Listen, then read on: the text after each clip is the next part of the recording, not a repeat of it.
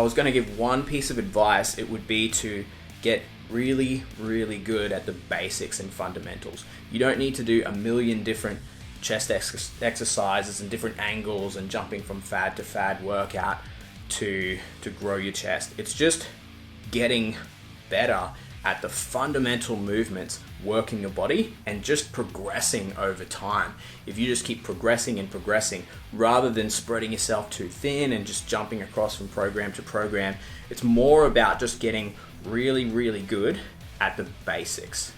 And so where do you start? Well, you want to start with having good, solid technique.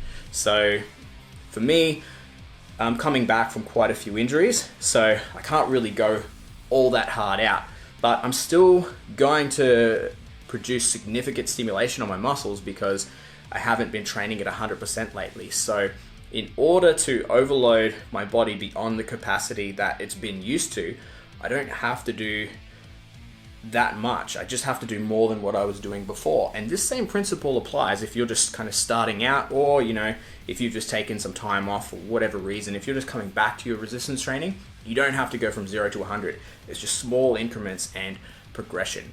So for me, I'm just starting off with basically over the last 6 weeks, I've just been doing a simple upper lower split and basically just progressing each time and just making sure that I'm just working hard and just getting those results.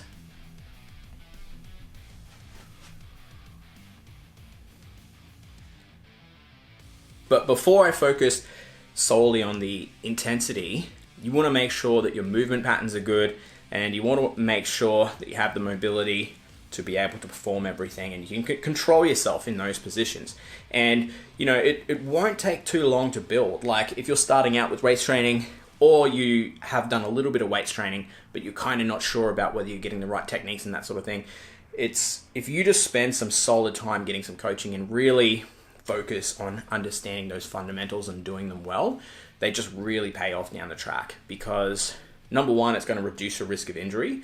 But also, if you're starting out, the intensity required to produce muscle growth is really not that high, because if you're not used to doing much at all, doing more than what you were doing is still not that much. So you can learn those techniques at a lower resistance and you'll still make gains. However, once you've got all those techniques and once you've got the movement patterns down and you can solidly control yourself in all those positions, that's when you want to start to focus on things like intensity and volume.